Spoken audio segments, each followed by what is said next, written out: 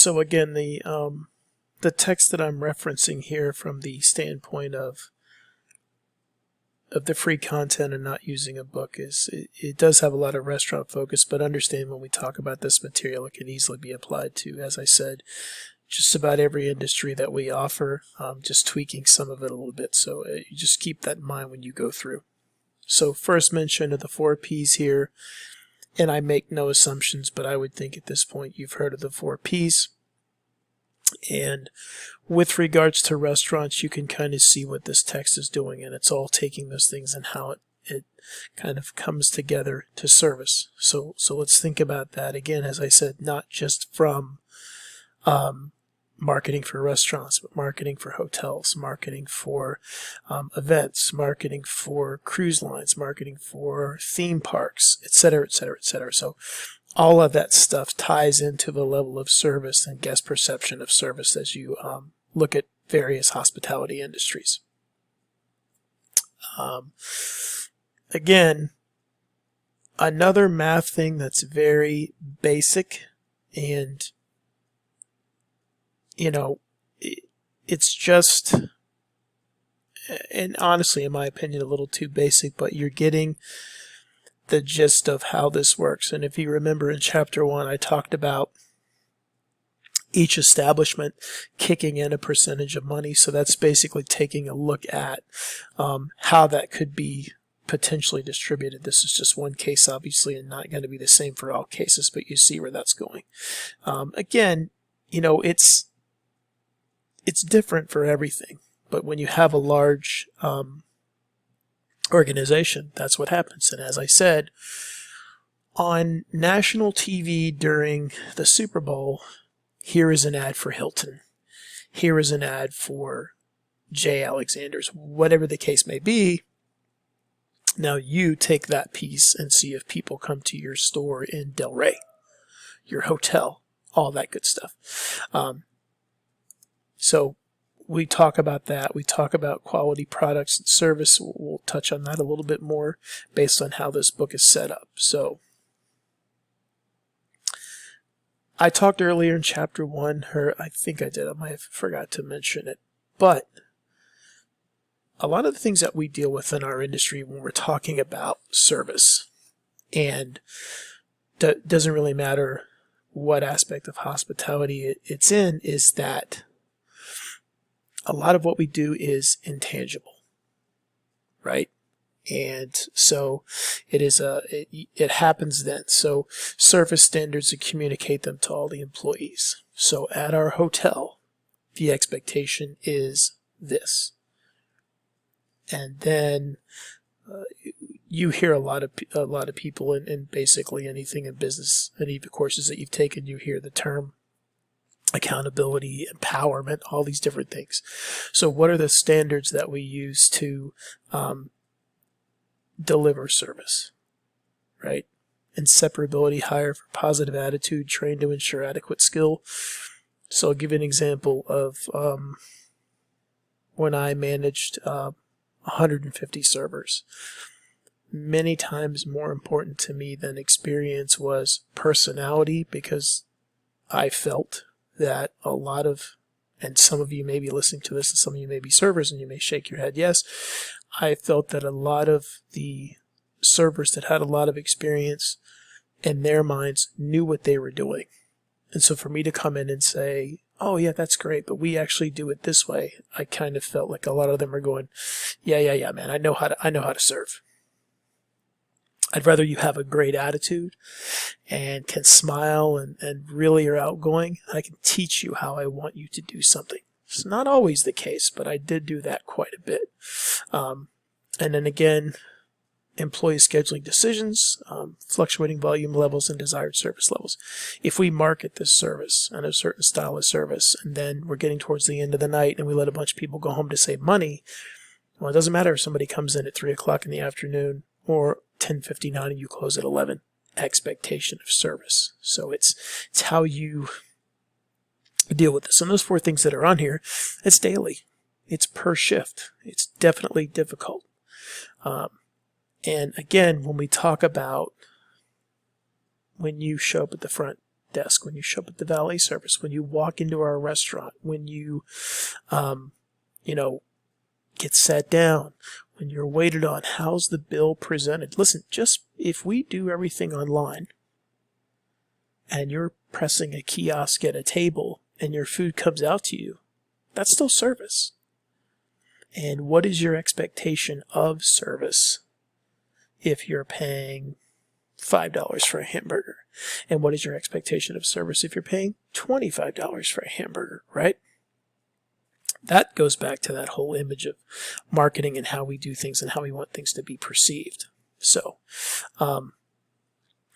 branding I talked about a little bit, as in you being a brand, but familiarity with the establishment's brand name. I tell this story a lot in classes if you've ever had me in class. Say you travel for business, you go to Chicago, and you want to experience deep dish pizza, and you want to have hot dogs and all these things that are familiar to the area. It's very possible at some point, if you're there for 5 days, you're going to want one of your meals will be at somewhere that you know. That's that familiarity with the brand. I understand what I'm going to get if I walk into this bar. I understand what I'm going to get if I walk into this restaurant. I understand what's going to happen if I go to this hotel, right? And a lot of times when we know that there's a proven brand and we know what we're going to get, we go there for that reason.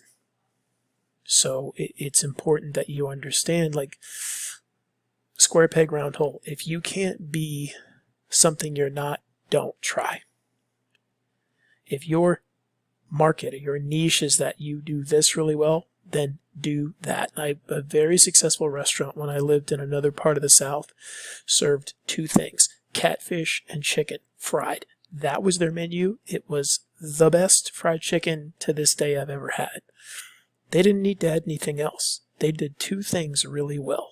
Why do a third? That place was packed every single night. If it ain't broke, don't fix it.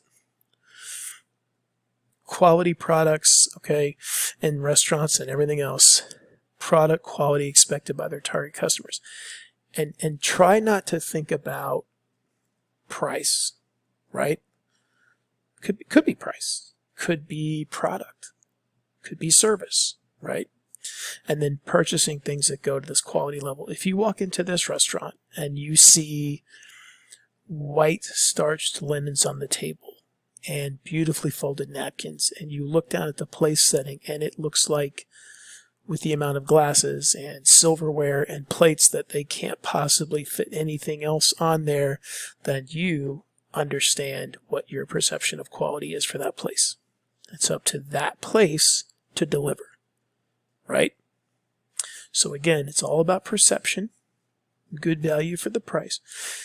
$250 for a meal, you got to be kidding me. That may be well in line with what you expected when you walked in there, right? The more you spend, the higher their service level has to be. As someone who's trained servers for way too long, it's understanding that, hey, the guest is spending this much money, so here is why we crumb the table. Here is why we do side service on salads. Here's why we prep these things this way, and here's why we do this, and here's why we have, a person that never leaves this section, etc., right?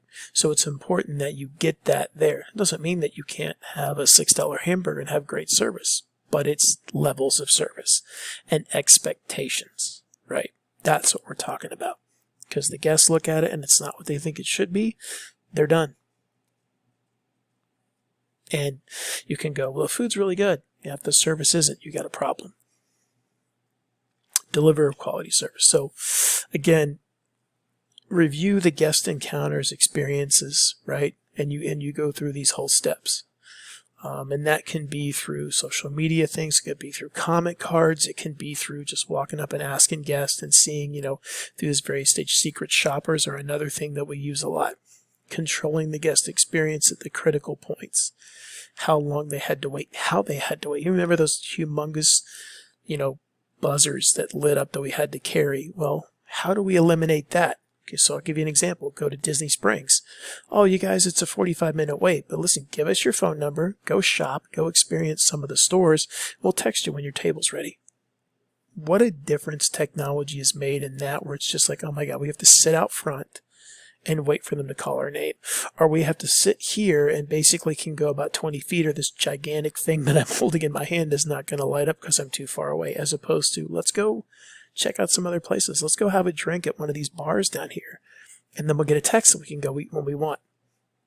That is how we can set these things up, right? Selling products, delivering service, that makes sense. Intangible. Okay. High quality things, attractive atmosphere. You're constantly battling that. I worked for a place that spent on average $300,000 on decorations and props for each restaurant that we opened. Our price points were low, but it had to look authentic for what we were trying to do. And the service reflected that as well. Very few exceptions where you can get away with, very high quality looking places with terrible service. That doesn't happen very much. So it is a balancing act. It's always going to be a balancing act where you sit down and you say to yourself, okay, what is the right mix? Also, what we have to charge. Because think about, in a very popular area where rent may be outrageous, but a lot of people go to, can you survive on $6 hamburgers? Okay. Or, whatever the case may be. You go, well, we know that, based on foot traffic, there's going to be X thousands of people here on the weekends or during the week. It's a heavy shopping area, whatever the case may be in that particular location. So that's what we base it on. Again, we go back to these key terms. The 4 Ps are going to keep coming up because that's how important they are. As I said, those are the things that you're going to want to review when you look at that.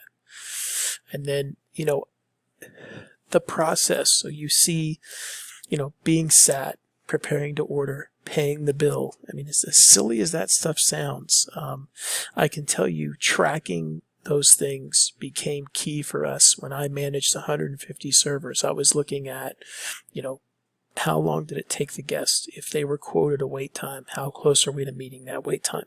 Once they were, finally taken to their table, how long did that take? When they sat down, how long did it take for them to have some sort of contact with the server? How long did it take for the server to get the order, and how long did it take for the food to come out based on the menu? So we were tracking these things, and a lot of you already know this. If you've never done it, though, this is the science of it. For us to sit down and say, the one thing on the menu we have that takes the longest to make is this item, and there's no way, if we're doing things correctly, that a guest's food should take any longer than X amount of minutes to come out. That's science to what we do. That, it's not, I'm sitting here saying, oh my God, you had no idea. It's just, that's the process. That's how we work. That's what the guest doesn't want to know. They just know, hey, we got our food. It looked good. It was hot. It came out at this time, and it was great.